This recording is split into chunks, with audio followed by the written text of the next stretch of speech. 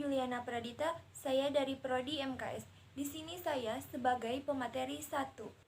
Baik, di sini saya akan menjelaskan tentang sejarah pemberantasan tindak pidana korupsi. Rupanya, sejarah pemberantasan tindak pidana korupsi di Indonesia sudah ada pada sejak Orde Baru di bawah kekuasaan kepemimpinan Presiden Soeharto. Pada HUT RI tahun 1970. Pada sejak itu, Soeharto mencoba meyakinkan rakyat bahwa komitmen memberantas tindak pidana korupsi dalam pemerintahannya itu sangat besar. Orde Baru bisa dibilang paling banyak mengeluarkan peraturan karena masa Orde Baru yang cukup panjang. Sayangnya, banyak peraturan yang dibuat itu tidak berlaku efektif dan membuat korupsi sedikit berkurang dari bumi Indonesia ini. Berbagai upaya pemberantasan tindak pidana korupsi dilakukan oleh pemerintah, baik menggunakan peraturan perundang-undangan yang ada maupun dengan peraturan perundang-undangan yang baru, yang khusus mengatur mengenai tindak pidana korupsi. Di antara peraturan perundang-undangan yang pernah dilakukan untuk memberantas tindak pidana korupsi adalah sebagai berikut.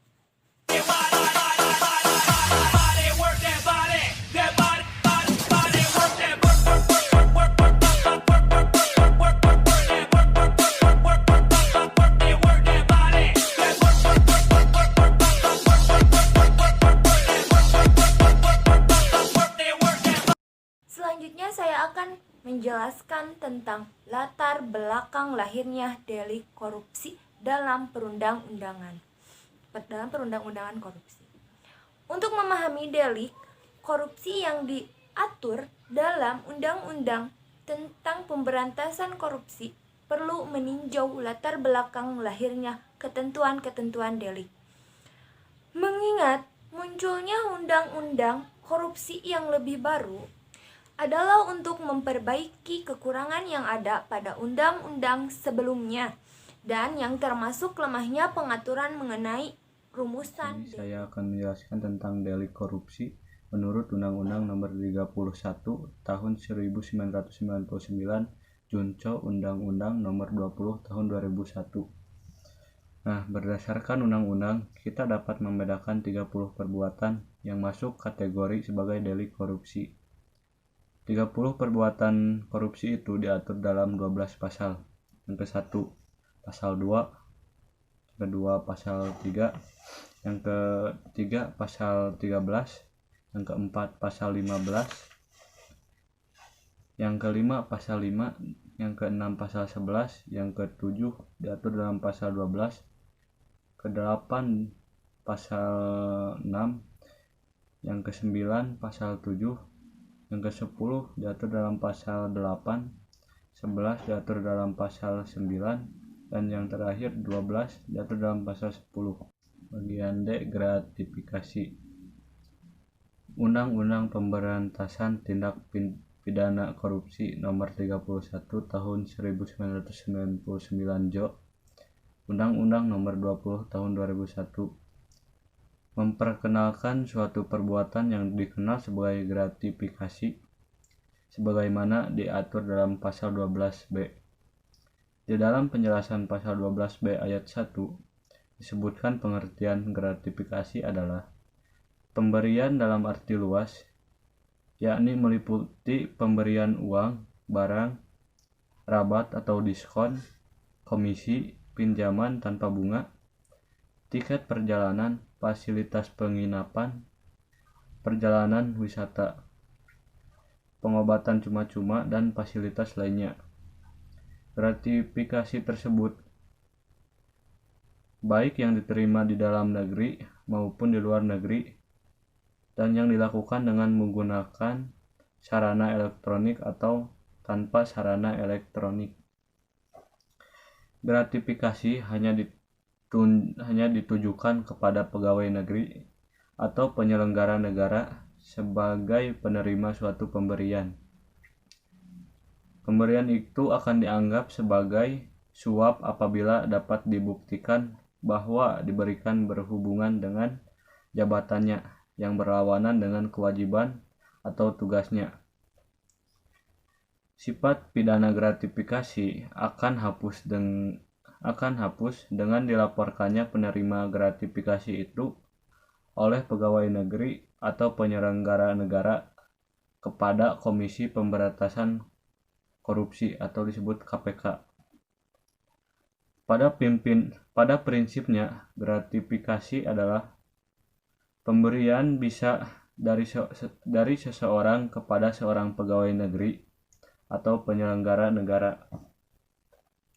Dalam praktek, pemberian seperti ini kerap dijadikan modus untuk membina hubungan baik dengan pejabat, sehingga dalam hal seseorang tersangkut suatu masalah yang menjadi kewenangan pejabat tersebut, kepentingan orang itu sudah terlindungi karena ia sudah berhubungan baik dengan pejabat tersebut. Bagian D. Gratifikasi. Undang-Undang Pemberantasan Tindak Pidana Korupsi Nomor 31 Tahun 1999 JO, Undang-Undang Nomor 20 Tahun 2001 memperkenalkan suatu perbuatan yang dikenal sebagai gratifikasi sebagaimana diatur dalam pasal 12B. Di dalam penjelasan pasal 12B ayat 1 disebutkan pengertian gratifikasi adalah pemberian dalam arti luas, yakni meliputi pemberian uang, barang, rabat atau diskon, komisi, pinjaman tanpa bunga, tiket perjalanan, fasilitas penginapan, perjalanan wisata, pengobatan cuma-cuma, dan fasilitas lainnya. Gratifikasi tersebut baik yang diterima di dalam negeri maupun di luar negeri dan yang dilakukan dengan menggunakan sarana elektronik atau tanpa sarana elektronik. Gratifikasi hanya ditujukan kepada pegawai negeri atau penyelenggara negara sebagai penerima suatu pemberian. Pemberian itu akan dianggap sebagai suap apabila dapat dibuktikan bahwa diberikan berhubungan dengan jabatannya yang berlawanan dengan kewajiban atau tugasnya. Sifat pidana gratifikasi akan hapus dengan dilaporkannya penerima gratifikasi itu oleh pegawai negeri atau penyelenggara negara kepada Komisi Pemberantasan Korupsi atau disebut KPK. Pada prinsipnya, gratifikasi adalah pemberian bisa dari seseorang kepada seorang pegawai negeri atau penyelenggara negara. Dalam praktek, pemberian seperti ini kerap dijadikan modus untuk membina hubungan baik dengan pejabat, sehingga dalam hal seseorang tersangkut suatu masalah yang menjadi kewenangan pejabat tersebut, kepentingan orang itu sudah terlindungi karena ia sudah berhubungan baik dengan pejabat. Tindak pidana korupsi. Menurut modus operandi, tindak pidana korupsi dilakukan secara terselubung, terorganisir, dan berdasarkan suatu kegiatan yang dimiliki seorang. Oleh sebab itu, sulit untuk menentukan siapa yang menjadi korban, siapa yang menjadi pelaku kejahatan, dan bagaimana membuktikan hubungan kausal secara langsung antara perbuatan dan timbulnya korban. Namun demikian, dampak luar biasa pelan namun pasti akan merugikan negara dan masyarakat. Contoh konkret dari dampak luar biasa akibat tindak pidana korupsi ini adalah kasus EKTP yang pada masa lalu sempat bergulir. Dampaknya telah dirasakan oleh semua orang di Indonesia, yaitu berupa ketiadaan formulir adalah dilakukan sehingga sejak tahun 2016 tidak dapat dilakukan pembaruan KTP sebagaimana seharusnya telah diperbarui. Di dalam Undang-Undang Nomor 31 1999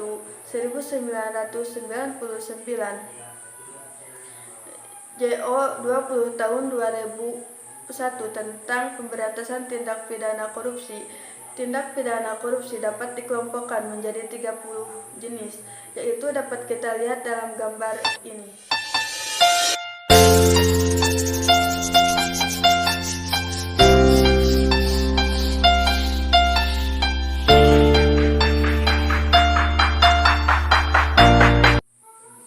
B.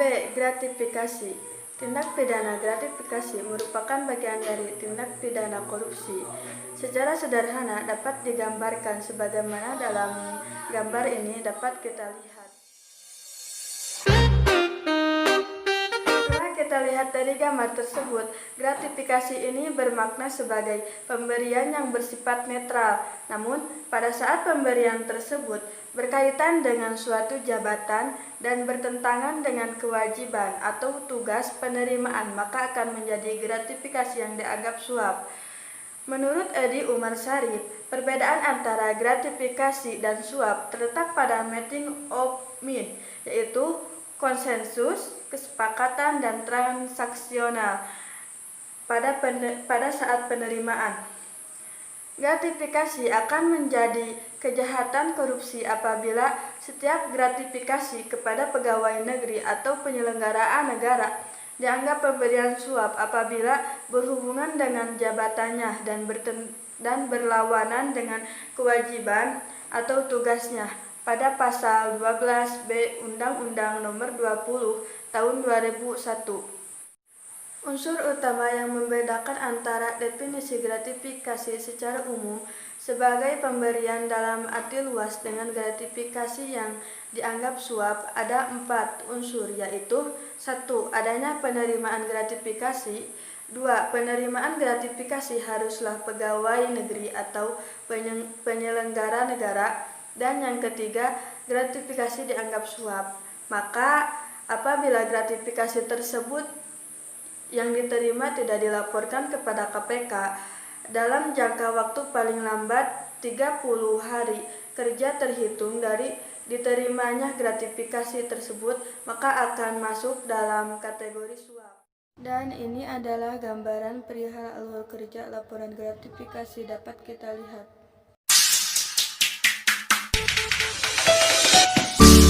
Di dalam gambar tersebut, setiap gratifikasi kepada pegawai atau penyelenggara negara dianggap pemberian suap apabila berhubungan dengan jabatannya dan bertentangan dengan kewajiban atau tugasnya yang nilainya Rp 10 juta rupiah atau lebih. Pembuktian bahwa gratifikasi tersebut bukan merupakan suap dilakukan oleh penerimaan gratifikasi, dan apabila nilainya kurang dari Rp 10 juta rupiah, maka pembuktian bahwa gratifikasi tersebut suap dilakukan oleh penuntut umum.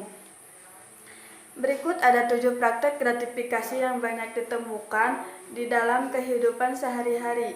Yang pertama, pemberian hadiah atau parsel kepada pejabat pada saat hari raya keagamaan oleh rekanan atau bawahannya. Yang kedua, hadiah atau sumbangan pada saat perkawinan anak dari pejabat oleh rekanan kantor pejabat tersebut. Yang ketiga, pemberian tiket perjalanan kepada pejabat atau keluarganya untuk keperluan pribadi secara cuma-cuma. Yang keempat, pemberian potongan harga khusus bagi pejabat untuk pembelian barang dari rekanan. Yang kelima, pemberian biaya atau ongkos naik haji dari rekanan kepada pejabat. Yang keenam, pemberian hadiah ulang tahun atau acara-acara pribadi lainnya dari rekanan. Dan yang terakhir yaitu pemberian hadiah atau souvenir kepada pejabat pada kunjungan. Nama saya Ahmad Hasan Nasrullah. Saya dari kelompok 10 sebagai penerima keempat. Di sini saya akan menyampaikan atau menjelaskan seputar tindak pidana korupsi. Di sini ada 3 poin. Poin A yaitu obstruction of justice, disingkat menjadi OJ, adalah suatu tindakan yang bertujuan menghalang-halangi proses hukum dan keadilan dari awal hingga proses tersebut selesai. Menurut Andrea Kendall dan menurut pasal-pasal OAJ ini dirancang untuk melindungi individu-individu yang terlibat dalam proses hukum dan mencegah gugurnya proses penegakan keadilan melalui tindakan-tindakan menyimpang. Perbuatan pencobaan OAJ ini mempunyai 3 unsur yang harus dipenuhi. Yang pertama, yaitu tindakan tersebut menyebabkan tertundanya proses hukum. Yang kedua, pelaku mengetahui tindakannya atau menyadari perbuatannya. Yang ketiga, pelaku melakukan atau mencoba tindakan menyimpang dengan tujuan untuk mengganggu atau mengintervensi atau administrasi hukum. Nah, itu yang poin A. Poin B yaitu whistleblower, singkat menjadi WB, dan justice collaborator, singkat menjadi JC. WB secara harfiah dalam bahasa Indonesia diterjemahkan sebagai si peniup fluid. Apakah sebenarnya pengertian WB ini? WB adalah seseorang yang bersedia mengungkapkan fakta kepada pihak penegak hukum atas sebuah skandal kejahatan yang terjadi di lingkungan di mana dia berada. Contohnya seperti karyawan suatu kantor mengetahui atasannya atau temannya melakukan korupsi.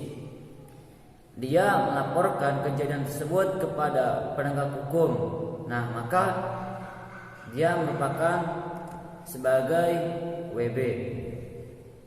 Selanjutnya, pengertian JC sebenarnya sudah dipakai pada praktik hukum Indonesia sejak tahun 2011, yaitu di dalam surat edaran Mahkamah Agung nomor 4 tahun 2011. JC adalah seseorang yang menjadi salah satu dari pelaku tindak pidana korupsi mengetahui kejahatannya yang dilakukannya. Adapun syarat-syarat seorang untuk dikatakan sebagai JC. Yang pertama, tindak pidana yang diungkap merupakan tindak pidana yang serius seperti korupsi, pelanggaran HAM berat, narkoba, dan lain sebagainya.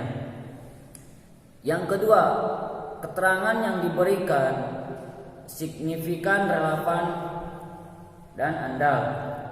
Yang ketiga, orang yang berstatus JC bukanlah pelaku utama.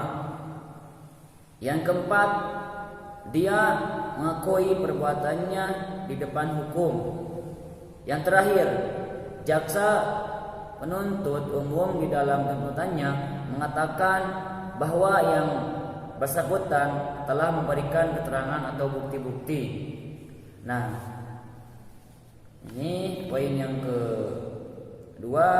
Selanjutnya poin terakhir yaitu poin ketiga, yaitu sabar fungli. Pada tanggal 21 Oktober tahun 2016, Menko Polhukum mengumumkan pembentukan suatu tegas pungli atau pungutan liar dengan dasar membentukannya. Setelah tegas di sini bertugas memberantas praktik pungutan liar secara efektif dan efisien dengan cara mengoptimalkan pemanfaatan personel, satuan kerja, dan sarana prasarana baik yang berada di dalam kementerian atau pemerintah daerah. Nah, jadi keberadaan saya di sini diharapkan mampu mempercepat upaya pemberantasan tindak pidana korupsi di Indonesia sehingga masyarakat memperoleh pelayanan yang cepat, mudah, dan murah di semua lini fasilitas yang diberikan oleh negara bagi kesejahteraan hidup masyarakat. Kesimpulannya, sejarah pemberantasan tindak pidana korupsi itu rupanya sudah ada pada awal Orde Baru yang di bawah kepemimpinan Presiden Soeharto. Kesimpulan latar belakang lahirnya delik korupsi dalam perundang-undangan korupsi adalah untuk memperbaiki kekurangan yang ada pada undang-undang sebelumnya dan termasuk lemahnya pengaturan mengenai rumusan delik. Delik korupsi menurut pasal 2 Undang-Undang Nomor 31 Tahun 1999 yaitu mengatur perbuatan korupsi yang pertama. Berdasarkan ketentuan pasal 2, perbuatan korupsi yang dilarang adalah memperkaya diri, memperkaya orang lain, atau memperkaya suatu korporasi. Perbuatan memperkaya mana dilakukan dengan cara melawan hukum. Seterusnya dengan pasal-pasal yang lain yang mengatur tentang suap menyuap dan lain-lain. Wabillahi taufiq wal hidayah. Wassalamualaikum warahmatullahi taala wabarakatuh.